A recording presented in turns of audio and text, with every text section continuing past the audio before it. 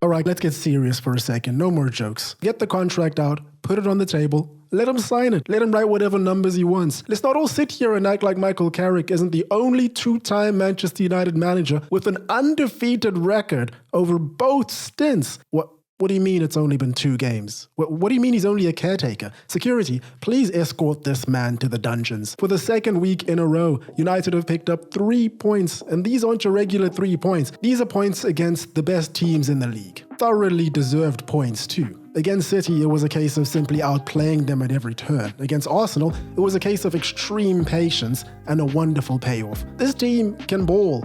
Who would have thought? I mean, I guess it's not that surprising. When Man United rock up to the Emirates in black, there is a high probability of the stadium becoming a dance floor. United is just such a funny team. How quickly they went from having a horde of left wingers in their hands, Marcus Rashford, Jadon Sancho, Garnacho, to now starting Patrick Dorgu wide left. I guess the joke's on all of us because the man can score now. He's basically prime Gareth Bale. As for Arsenal, a familiar feeling is starting to bubble to the surface. This is supposed to be their year. I still think that it will be, but the gap is closing, and closing fast. Hello everyone, hope you're doing well. Welcome back, I'm Tinashe. I have had a fantastic weekend. First, it was Jujutsu Kaisen dropping an absolute heater of an episode. Good God, that Maki vs. Naoya fight, I've watched it like 4 times, but this is a football channel. Which is why I'd like to remind everyone that Ruben Amorim would rather play Manuel Ugarte than Kobe Manu and put Bruno Fernandes as a defensive midfielder. Now I know there's been a lot of stuff we've seen in the media, but I wouldn't be surprised if United were actually very close to losing both of these players because they didn't fit in his system, which is just...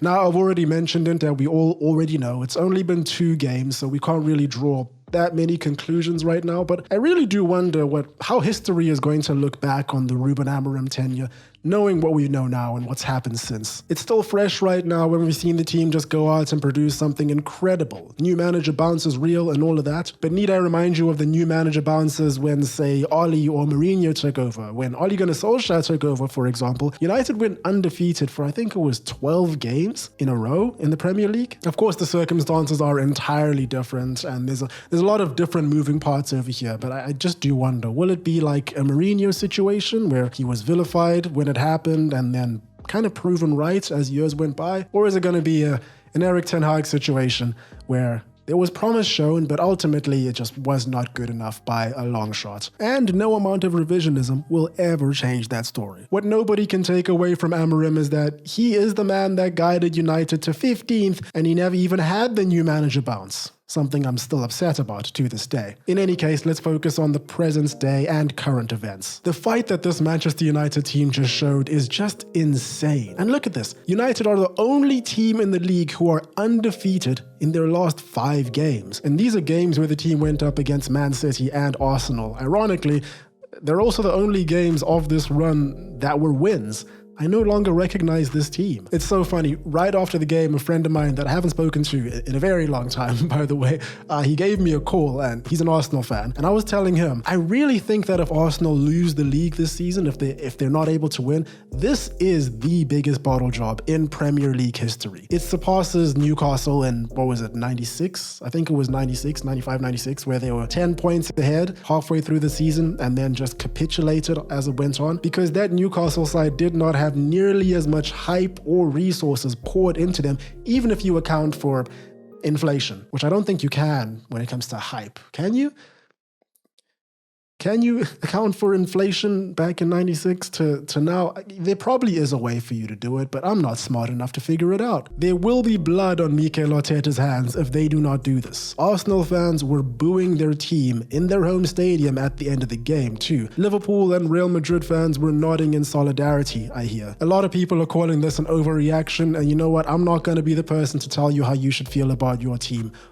But I get it, especially when you look at the last 5 games for Arsenal. As opposed to Manchester United, Arsenal have not won in 3 games and haven't actually been playing all that well in those 3 games either, and the panic is beginning to set in. And on that note, let's move on to the match against United. Arsenal had all the possession early in the game. They're the league leaders, playing at the Emirates, all of that. It makes a lot of sense. A lot of silky smooth movements and quick interplay in the first, about 15-20 minutes, where they were just moving it from side to side very well, which is obviously their game plan. And we'll get into it over the course of this video, but it's also something that it highlighted something that I really dislike about this team. They're a fantastic team. They can play silky smooth football. We've seen it against, off the top of my head, I'm thinking about Bayern Munich in the game where they won there. But it just feels to me like when they get it on the wings, and Leandro Trossard is probably the most guilty of this, when he tries to get a ball in, if it doesn't go in, he's not even disappointed that he wasn't able to get past the first man. It's not so much the case with Saka, but it happens at times. And I know that this is just football and this is how it goes, but it's boring. It's really boring. And I dislike that about Arsenal. They play for corners. It works for them, but I don't like it. The right side was clearly targeted with Saka getting the better of Patrick Dorgu quite a bit, but that's where the first goal came from. A mistake from Patrick Dorgu to not clear the ball. Saka pounces on it, gets it in the box, and Jurrien Timber makes it 1-0. And that goal was coming. Arsenal were dominating proceedings. But this is where we come back to that fighting spirit from United. They were clearly gifted that equalizing goal from Martin Zubimendi, but I still think that the team did really well to not lose their head. They came there with a very clear game plan of playing on the counter, pouncing on mistakes, and seeing what sticks. They pounced on the first mistake that Arsenal made, and Bryan Mbeumo made it 1-1. It's also clear that United were very intentional about going long and trying to fight for those second balls. Now, this is obviously not a Michael Carrick thing. We've seen United play this way several times this season alone, for sure. I'm thinking to the Liverpool game, where that was definitely the case. But when they were able to get themselves on the ball in those fleeting periods, the footwork was just phenomenal. Arsenal just weren't good. I mean, they weren't even average. They made a lot of mistakes, and United made them pay for them. United did really well at corners too, I must say. Lemens was just immense this entire game. He did concede one from a set piece, but I would say that if you're conceding only once to an Arsenal side that had 18 set pieces, 9 of which were corners, you can say that's an achievement in itself. Backed up by Harry Maguire and Lisandro Martinez, 2 goals were conceded by United, but I would say those were the best 2 centre-backs on the pitch. Maguire was playing as a winger at one point, and Lisandro Martinez's distribution is just incredible. And another thing that I quite like that I've been thinking about quite a bit over the past week is the differences between Bryan Mbeumo and Matheus Cunha as a 9. It's clear that these two are the preferred 9s over Benjamin Šeško right now and anyone else that we might have. And they're both great at different things. Obviously, neither of them are 9s naturally, but Mbeumo more naturally likes to get in behind, whereas Cunha likes it more at feet. 2 different skill sets, 2 fantastic skill sets, but in these sorts of games, it just works out so well to have someone like Mbeumo there, and we could see it. And speaking of Matheus Cunha, he gets on the ball quite a lot in the final third, but his treatment of Patrick Dorgu, it hasn't always been favorable. I think anyone that's seen any United game this season that's seen Patrick Dorgu come out on the left and Cunha on the ball, it's quite typical that he just ignores him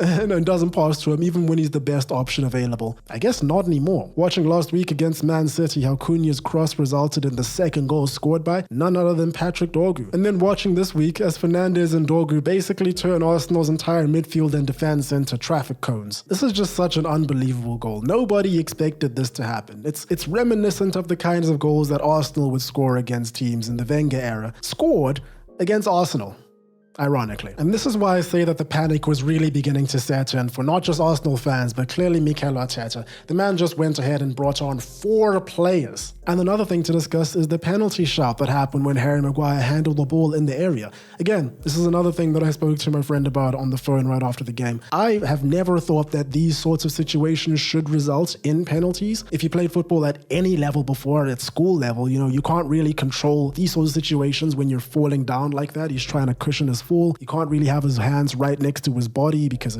that's an unnatural position to be in, if I'm honest with you. But we have seen these sorts of things given quite a lot this season, previous seasons, so I understand why Arsenal fans feel that, pretty hard done by over here. Happy as a United fan that it didn't happen, but, it could have gone either way. You never really know with the refereeing situation these days anyway. In fact, we just saw Pep Guardiola just yesterday against Wolves, Man City against Wolves game, bullying a referee in the press conference afterwards, saying that he doesn't understand why this ref decided to stick with his decision on field instead of calling for a penalty after going to check the VAR. You never know what you're going to get these days, and I wouldn't be surprised if this guy never makes this kind of call ever again. And then we get to the goal that made it 2-2. Of course, it was a corner. And man, This is the thing I was talking about earlier on. Arsenal are good at set pieces. I say this every single time I make an Arsenal video. They're doing it. Everyone else can do it. They're not cheating. They're just pushing you enough for it to be on the cusp of being a foul and not a foul, and then crowding the goalkeeper and then getting goals that way. But just through pure physicality, it's not illegal. But it's annoying that this is just their trump card. It's annoying that this is how an exciting game like that could have been decided. I'm talking about this from the perspective of just a football fan, not a Manchester United fan. And I know that's something that, you may not believe, but here's a test. Anyone in the comments who isn't an Arsenal fan, am I wrong or am I right? If I'm wrong, I'll retract this in the next video, I promise. But in the end, despite Arteta's efforts with his multi-subs, it was Carrick's subs that made the difference. When he wasn't taking shots to the face, Sesko was inspired. It was his aerial duel that resulted in the opportunity that led to Matheus Cunha's goal. And what an impact Cunha had. As soon as he had a little bit of space, you knew what was about to happen. I haven't heard 60,000 people go silent in real time quite like this before. United were the ultimate opportunists in this game. 3 shots on target, 3 goals. Now that is beautiful, isn't it? 3-2 is how it ended, and I gotta say, things are not looking good for Arsenal right now. For the most part, United just had so many great performers out there, and Arsenal, they didn't do enough. They didn't do nearly enough, especially as a team that's leading the league